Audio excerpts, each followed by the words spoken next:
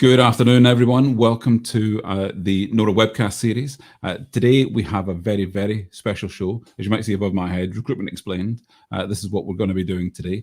I have some fantastic guests lined up for us. In the coming weeks, we're going to be having a frequent series of shows, 1 or 2 a week, in the lead up to the National Online Recruitment Awards. This is the 21st year of the awards, and we are continuing apace with the judging right now. We are what they might say in Rome, in conclave at the minute, so we'll be waiting for the white smoke to be coming out of the chimney sometime. Well, I say sometime, exactly on the 5th of October. So today I'm going to invite my guests on screen. So if I just make myself a little bit smaller, and I'm going to bring onto the screen Lyndsey Shankland and Angela Cripps. Ladies, can I ask you to introduce yourself while I ask Ian to join us? Ian is going to be coming on screen shortly as well. So Angela, first of all. Yes, welcome everyone. This is my first year as a judge at the NORAs. I have judged for other competitions, but I'm really excited to do the NORA, something a little bit different. Been in recruitment 32 years, worked as a consultant all the way through, and now run the recruiting gym. So very much in training, coaching and consultancy. Superb. Ian has now joined us. Lyndsey, could you tell us a little bit about your background as well? Absolutely. Hi, everyone. My name is Lyndsey Shankland, and I have recently joined Kerry Group as the new Global Head of Talent Acquisition. I've been in talent acquisition for 20 plus years, nearly 23, 24, and I'm really delighted to be part of the judging panel. This is also my first year. Fantastic. So Lyndsey and Angela are joining us as judges for the first time this year. We always like to mix things up a little and freshen up the judging panel. Ian, who's now joined us, Ian was a judge for the first time last year, so this is he's now an old hand. Ian, can you tell us a little bit about your background, please? I don't know. I mean, 35 years in recruitment, 10 years being left as a recruiter. I now coach and support various recruitment businesses, both agencies and end users across the UK and Europe and USA and Australia, I think, at the moment. I'm not sure that I've ever seen such a heavyweight, and I mean that in the nicest possible way, panel of people with acres of experience in the recruitment sector.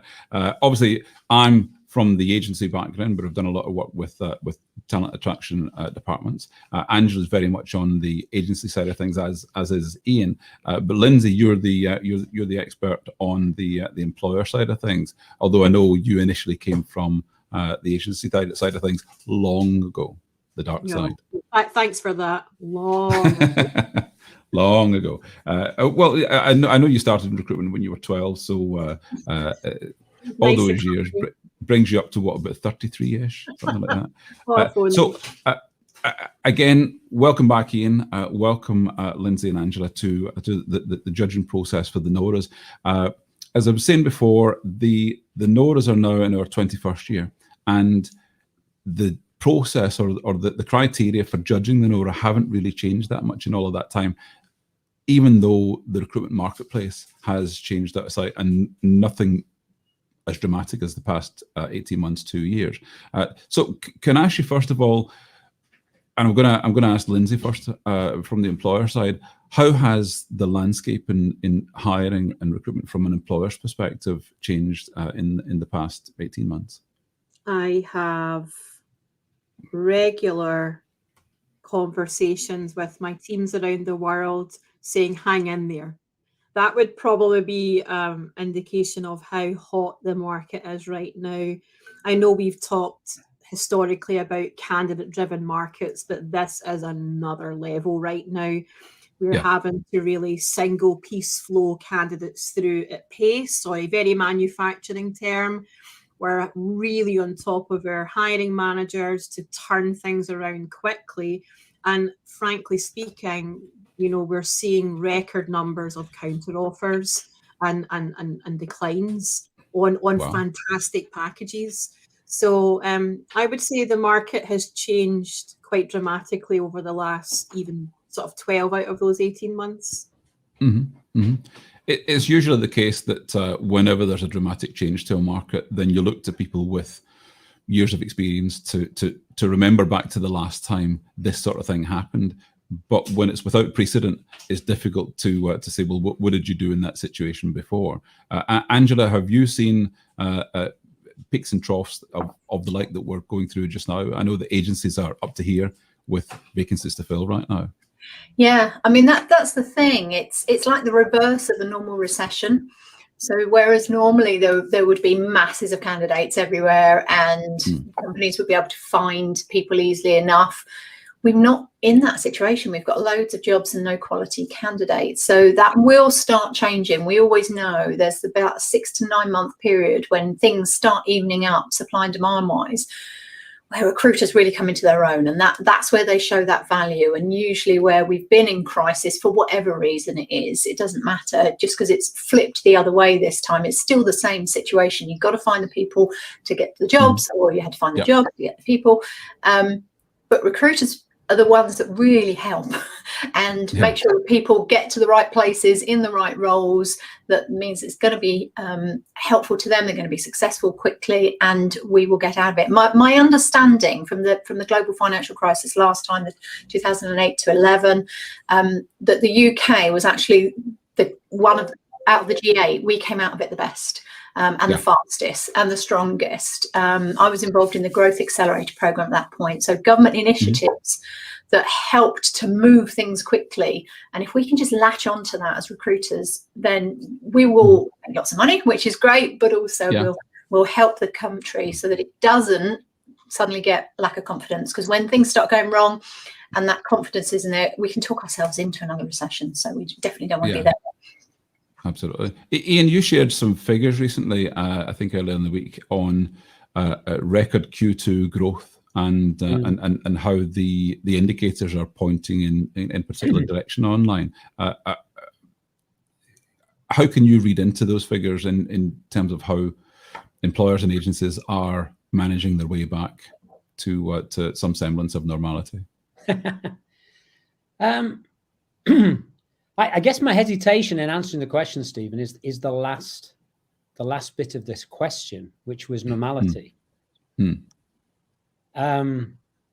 I just wonder, in fact, I have a strong feeling and a sense that this may become the new normality. Because if you roll this forward 6, 9, 12, 18 months and we manage to get out of the global pandemic ripple effect, we've then got the advent and arrival of artificial intelligence, which is going to have a similar impact on the future workplace, because it's going to displace certain people from certain job functions. It's going to create demand for skills that we haven't even thought about. And I just wonder whether this is the new normal. We will fluctuate from one situation of feast and famine one way or another. And so the short answer to your question is I'm not sure that we will ever really get back to any degree of normality or stable. And I think this kind of VUCA world in which we're volatiling up and down could be the new reality, the new world of recruitment. So that pendulum pushing from one to the other, maybe candidate to vacancy focused markets, you think that's going to swing for quite some time? Yes, I mean we're definitely going to be and employers are going to be in a famine situation for a period of time. I certainly can't see that changing for over 12 months. And I think the UK government are putting pressure on employers to, embrace the apprenticeship program, embrace training, embracing development.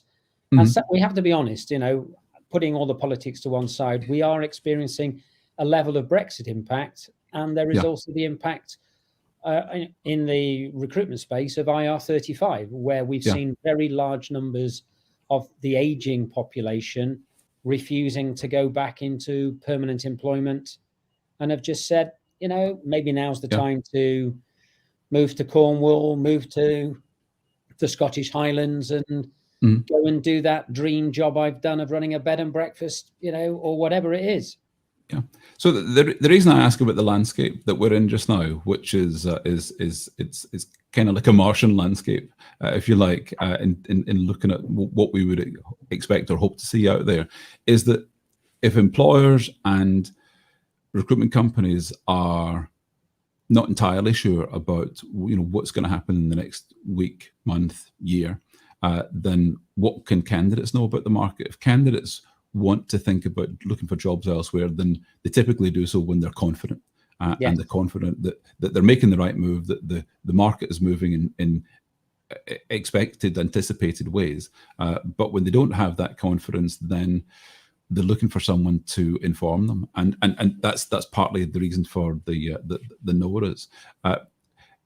Lyndsey, can I ask you, in the last big recession that we had, which was from 2007, and it lasted maybe for 3-4 years, there was a big change in the landscape in the hiring side of things, where a lot of employers decided that when the market came back, they were going to be doing a lot more of their own recruitment. They were going to be recruiting directly. They would have TA teams where there were never TA teams before. There might have been an HR department with someone responsible for recruitment, but they did lean heavily on recruitment firms before that. And a lot of people from traditional recruitment companies went into in-house. That will have matured a lot in the past decade, but how has that been reflected in how employers across the board, and I'm hoping what I mean is the best ones, are going about their online hiring processes? So I would say, going back to that first recession, Stephen, I was working with businesses where we were heavily investing in-house and building the capability, armed with research teams, executive recruiters, and I believe that, even up today, that's something that we're really heavily focused on, and making sure that we've got phenomenal recruiters who really know what a good experience looks like, that can then ultimately bring that to life during the candidate experience.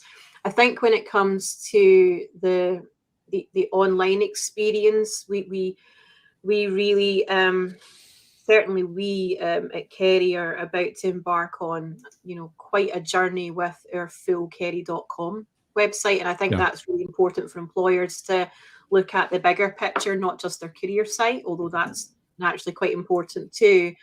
And I talk to a lot of people who, again, are really focused on making sure that there's engaging content there, that there's helpful content there. You talked earlier about, a lot of our candidates, perhaps just don't have a lot of confidence. There's a lot of confusion right now. I mean, we have business leaders right now saying, Lyndsey, where's the talent? Where did the talent go? And if I had the answer to that question, I wouldn't be working here. I'd be retired and enjoying my many millions. So there's a huge amount as well around just processes, leaning things out and making it as sharp and slick as possible to eliminate waste. On that question, I know a lot of people are asking it, where is the talent? I'm going to ask Angela, where is the talent? Because, is it the case that there are jobs where there aren't people who can do those jobs, or there aren't people who want to move from where they are just now, or are the employers being too fussy, saying, well, we could hire Joe Bloggs for this role, but what we want is Principal Joe Bloggs, who, I nearly said the wrong thing. Okay, let me stop you there. Yeah, I'll jump in. Yeah. Yes. Well, first of all, to Ian's comment that Brexit has had a huge impact on a million jobs straight away. That again, there's not necessarily at the moment people that might want to take up those jobs. Given another 3-4 months furlough finishing, people at work, that could change quite easily. You have got situations as well where this has been a new experience for a lot of people, and therefore if the clients are asking too much even just can you be in the office 5 days a week is too much now, then they've got choice. They're going to go elsewhere, aren't they? So was it over 1 million jobs now from the announcement this morning? 1.2. That are available. There's something like 600,000 recruiter jobs around the world, and we know there are a lot of recruiters. But but people aren't moving. It's a perfect storm, I think, is probably the answer. There's so many different elements that are impacting on it, and what we've experienced over this last year, the loyalty factor, that people aren't going to move at the moment because their companies have looked after them so well, and they're thinking, no, I'm just going to stick with it. I'm happy with that. It's everything has combined to mean that there isn't people, but that's great because we're in recruitment. So if we can find people, then we're going to make money, and we're going to do a good job. Hopefully, that's the key, that we can do it quickly, we can do it efficiently, and we can make a difference. And that's where recruiters' mindset needs to be at the moment. So, Ian, recruitment firms always do very well whenever there's an imbalance in the marketplace, an excess of candidates or vacancies, and there's opportunities there where one needs to find the other. Is it the case that in hiring all these recruiters just now, they need recruiters until there are no vacancies, and then we won't need recruiters anymore? You were talking about automation. Is it a temporary need for lots of recruiters, or is it a permanent need for the market to be for the agencies to be repopulated? Because these are all employers as well. 35 years we judge those in the NORAs. Yeah, 35 years tells me that whilst as long as there is a excess demand for skills, there'll be need for recruiters. There are certain markets where that is not going to go away. The speed of technological change means as technology will always be IT, telecoms, all the other industries where technology is advancing. There will always be businesses that want the new skills as they acquire a new software package or they put a new piece of equipment in. So that's not going to change. Until government start to make some macro decisions around training for doctors, nurses, teachers, I don't think that's going to change. And I could go through every single sector. Yeah. There are, however, certain industries where you question the longevity of recruitment.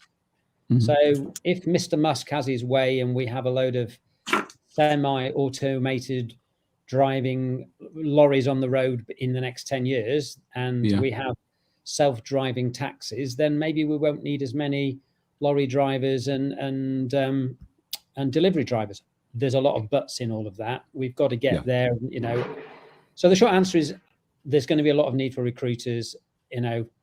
If I had £1 for every time somebody told me, you'll be dead in 5 years, recruitment won't exist, blah, blah, blah, I'd be a very rich man. Yeah. I thought you were. So getting back to these, this is an old trophy from 2014. The NORA's been around for a long time. We're going to be giving out some of these on the 10th of November, but right now what we have in front of us, what you all have in front of you, Angela and Lyndsey for the first time, are big spreadsheets filled with URLs of contenders for the NORAs. This year, I think the number is something like 535 separate recruitment websites or organizations have been nominated. And what we're doing together is deciding who the shortlist of finalists are going to be. Lyndsey, I'm going to ask you first. How are you finding that as a challenge? Because it's always enlightening when you're looking at things from the other end of the telescope, from the candidate side of things. I've always walked a mile in the candidate's shoes. It doesn't matter what position I've held, what the job grade of that position is. It's quite humbling to give yourself a bit of a self-audit and check out and not forget what it's like to be that candidate. When I got the spreadsheet, I was so eager to get involved that I started judging the wrong. I was so excited. I was like, Stephen, I'm halfway through, and then realised I was halfway through someone else's. That's very kind of you, Lyndsey. Shall I send you my list over as well? I was going to say, was it mine by any chance?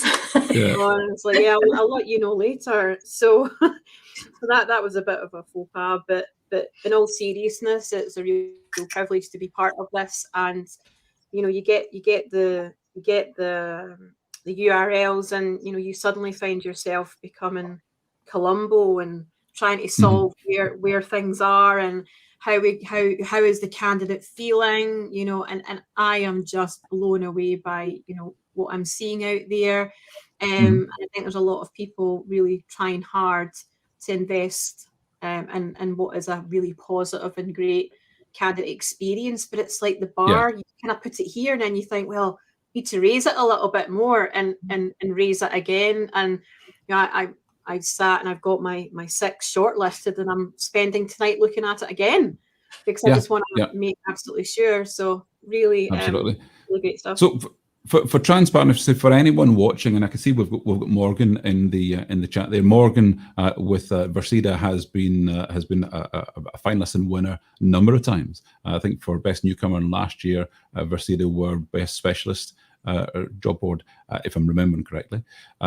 And people always ask, so what's the process? And to be transparent, I just want to explain this briefly. So we have 2 sets of judges.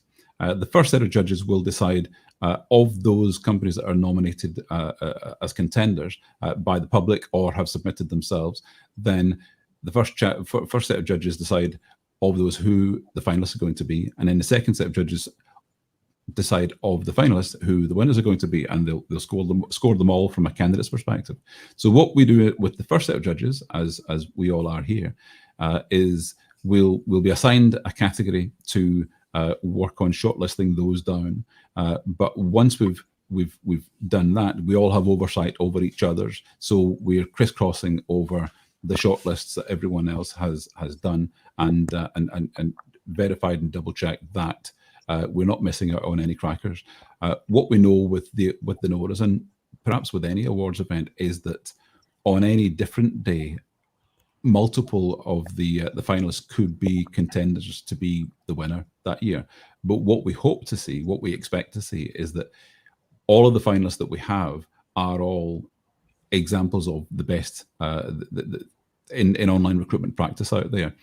Now, Angela, when we look at recruitment websites, we know that it's the tip of the iceberg. This is just the doorway into an organization for a candidate. They're starting to find out about a company. They're starting to find out about a recruitment firm and the process of going through that process. What are you expecting to see? What are the key things that stand out for you when looking at recruitment companies? I think the category that you have, Angela, is large agencies.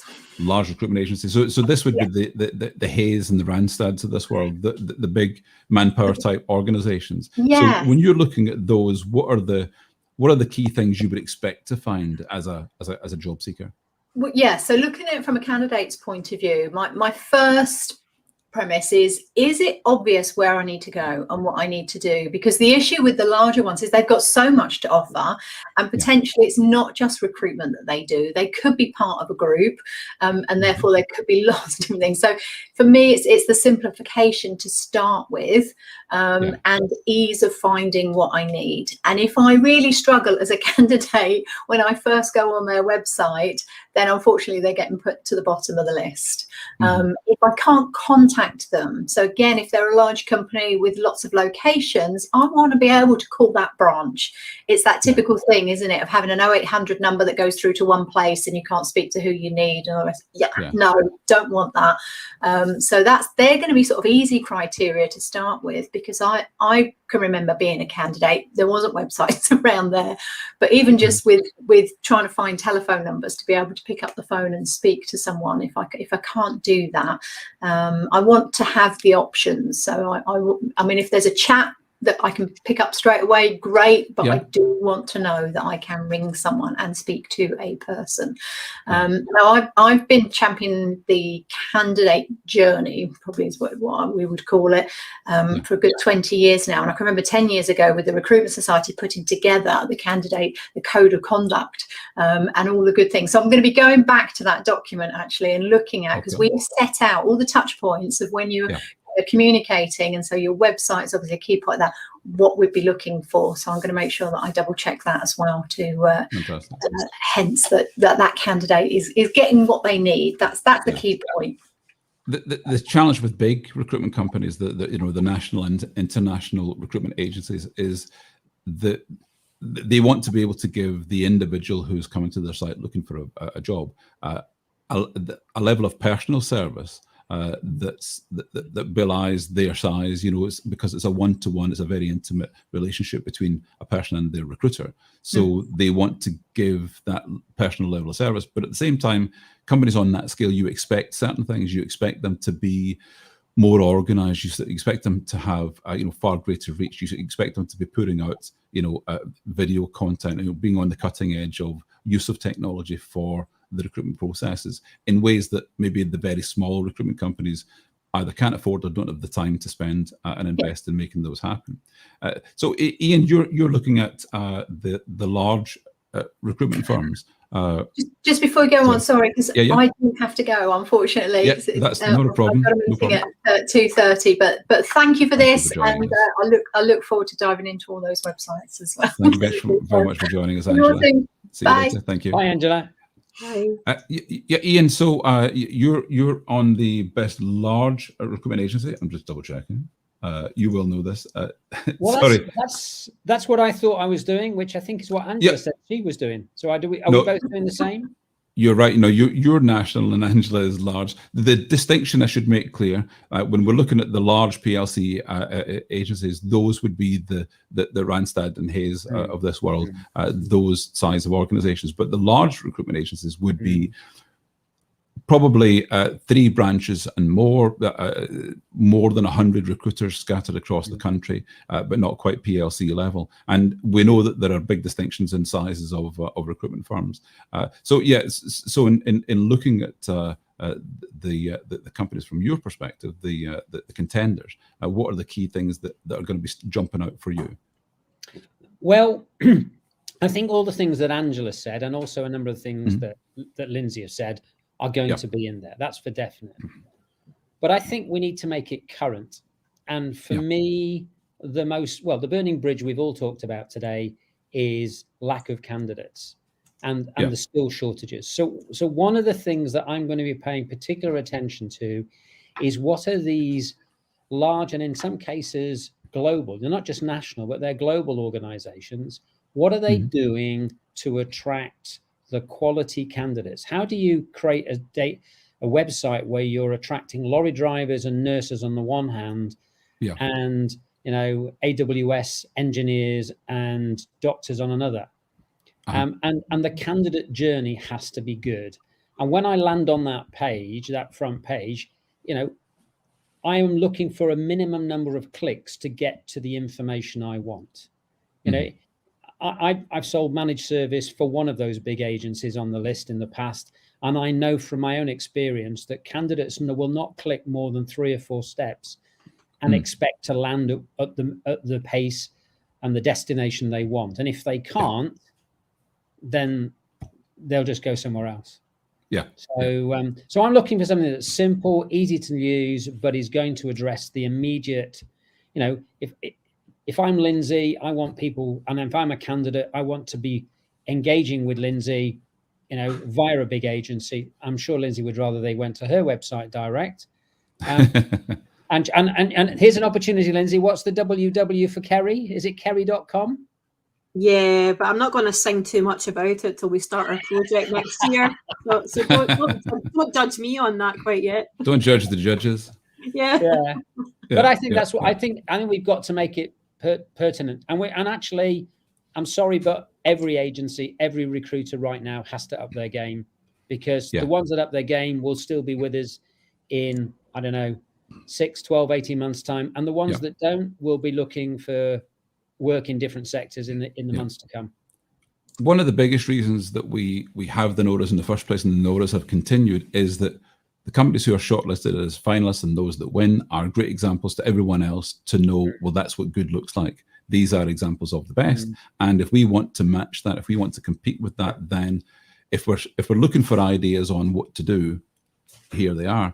As Lyndsey was saying earlier, of the contenders that we have, some of them have really blown me away in terms of quality and reach and the lengths that they've gone to. In the past year, so many of the best companies they've not only upped the game in terms of what they're doing, but they've responded to the pandemic. They're giving current information on the marketplace. They're going about things in different ways. They're aware of quite clearly they're aware of the changing landscape that we're seeing. So, Lyndsey, when I'm looking at recruitment agency websites, I'm looking for, well, I want to know who the recruiter is. I want to know more about the other vacancies this individual is recruiting for. Are they an expert in that field? And there are distinctive advantages for a recruitment agency to get the candidates to go to them. But when an employer wants the candidate to come to the employer first and apply through that path, what are the things that you would expect that would delight candidates, that would make them think, oh, this is really working for me? I think apart from what Angela said earlier about just getting some of the basics right, is really wearing your heart and soul on your sleeve on your website. So really bringing your employer brand to life, because I think that's quite a differentiator. And it has been for a while, but more so now than ever. So when we do get those counter offers, some declined offers, we're able to go back to our candidates and say, well, let's just remember why you're coming to join insert company. And so I think as much of that can be, if we can leverage our career sites to, I guess we don't want to overshare, because we want to still tease and give our candidates a reason to hang out and find out more. But, something that's visually exciting, clean, and actually not just a website that's fit for today, but a career site that's fit for the future. I'm looking at voice searching for our website as an example. And I wouldn't expect that today, but again, our candidates, or any candidate out there, they want to know about the company, they want to know who they can contact, they want to get a feel for the soul of that company. And then we really then rely on our talent acquisition partners to seal that deal and live the values and really help not oversell the position, but be authentic. And that's the piece for me that's really important. So it's that combination of what we put out there, what employers put out there on their website, and making sure that there's that authenticity when they do reach not just their recruiters, but the hiring managers and HR partners of the world. I think you're dead right, and you hit on something there with the heart and soul and the authenticity, because you can have a PR agency write all the text that's going to be on your website. You can have any web developer in the country put together a fabulously looking website, but unless it feels like you, unless it actually represents your values, and people they see the website and hear your company tone of voice, then you will seem unapproachable. And I've seen fabulous websites that just seem cold and uninviting. But the best are the ones that reveal themselves. Sorry, Stephen. I think it's important not to be afraid to showcase your personality, your company personality, because it does start to get a bit white noise. Here's our values, blah. Here's our culture, blah. Whereas when you start to sort of get a little twinkle in the eye, obviously where your brand permits, and you don't have the marketing team having heart failure, then I think it's important that we do take advantage of that as employers around the world and do something that I don't want to be different for the sake of different, but as I say, be authentic to the brand, and that's for me as a candidate in the past. What I'd be looking for is just understand who I am, trying to get to know and hopefully work with one day. Bear in mind that we've got Morgan in the chat from Versida. One of the biggest things these days that's so important is diversity, and being able to not only attract people from as diverse a pool of candidates as possible, but to share the diversity that already exists in your organization, so that people see you as approachable, as well. I can see myself in that role. I can see myself in that team. I would fit in there with those people and get on well as there'll be a great career, because I can do meaningful work. I can enjoy what I do. I'll be well rewarded for doing it. From a diversity point of view, is that something that you're looking at closely when you're seeing recruitment websites? Yeah, and I think as I'm going through this process as a new judge, it's been quite enlightening for me to just have a look and remember that, do I see me reflected in that employer? Am I going to stand out in the wrong ways? Am I going to fit in? And I think that's so incredibly important. I think as employers, historically, we talk a lot about D&I, and it's like this document that's a strategy, but it's making sure that we live and breathe, diversity, inclusion, belonging, from not just a career site, but all the way through the organisation. Yeah. Ian, candidates' expectations are continually raised whenever someone goes to non-recruitment websites, whether it's Amazon or eBay or YouTube. Then their expectations about just navigating any website or finding what they're looking for or the level of service that's being offered, those are being raised all the time. And when someone's looking for a job and they go to employer X and employer Y, they can tell the difference in the level of service and the process that they're going through. And candidates are, well, I was going to say candidates are as human as you and me. Well, of course they are, but it makes a difference to whether they want to press on with the process. And often the application process is so arduous that if you're putting bumps in the road, they'll just bail. They'll go elsewhere. And when you're desperate for candidates, when you cannot find the talent that you need, then any of those candidates dropping out is a big loss. Yeah, and I think what you find is, there was a fashion about 10 years ago, 15 years ago, to introduce killer questions into processes. Yeah. I remember one major international banking group in London who had a 95% attrition rate through the process. Wow. And it's like, 95% of the people who are applying are not even completing the process. Why would you? Was it Boots the Chemist? It wasn't. I'm joking. I'm remembering back to Boots being a contender years ago. And I can't remember the ATS, but when you went from their lovely website to the ATS, the bump in the road, and a lot of employers, I'm just pointing at them as an example. I got the information privileged via some consultancy I did, so I shouldn't say who it was, but it's a well-known business. But they weren't bothered about the 95% attrition rate. That's the bit. Now, can we imagine in the world we're in today, when there's 1.2 million vacancies today, how long do you think people are going to, spend? I'm serious. I've got 4 20-year-old children who are all applied for jobs in the last few years or are employing people. My experience is 4 or 5 clicks, they want the information. If they don't get it, and the other reason is, we only have to know this, 70% of searches are on these things. Yeah. So you haven't got 20 clicks because you're on the underground or you're having some lunch and you just want to get it done. You don't want to. You're not going to answer 20 questions. And I think Lyndsey's right when she says earlier, it's about layering it, and it's about asking the candidate, giving them information, and let's get them to register. So, well, Lyndsey and I were speaking just yesterday, I think, about mobile apply and the ability to, so many application processes on your phone. They ask you to upload your CV. Now, that's pretty tricky on a smartphone. Not impossible, but most people will not have uploaded files from their smartphone before.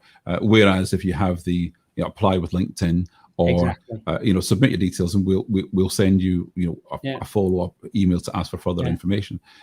It is really vital that you can do that on a very small screen in your hand. Yeah. And I think it's important that people have options. So there's going to be people, the saddos in the world like me, who've got the files all stored in the cloud. And if someone wanted something, I could just send it. Not that I'm looking for the record.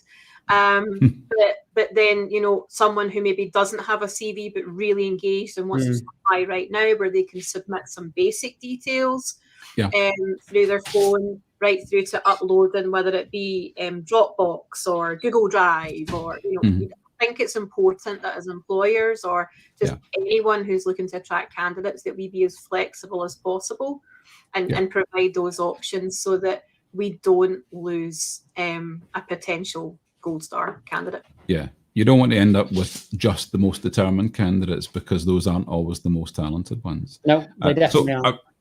I've noticed is on time. We've gone a little bit over time. We're at 40 minutes. I'm gonna wind things up there, because we have a whole series of shows like this coming up. In the shows ahead of us in the coming weeks, we're going to be speaking with former finalists and winners, people who are members of the NORA Academy, which includes all the judges, incidentally, and some of our sponsors who help to make sure that the NORAs happen next year. So everyone who's watching, thank you very much for joining us. Lyndsey, Ian, and of course Angela, thanks very much for being our guest today. Please, you'll see a link at the bottom of the screen for NORA event details. If you want to book your tickets in advance, you absolutely can do. Another reminder, the finalists will be published on the 5th of October on the NORA website, norauk.com. So in the meantime, thank you very much again. And on that, I'm going to say bye-bye. Thanks, Cheerio. Lyndsey. Thanks, Ian. Bye.